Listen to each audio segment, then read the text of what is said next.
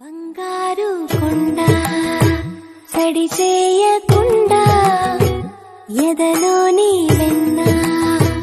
దోచేనే ఏ చోటు రాగి దోబుచులాడి దరిచే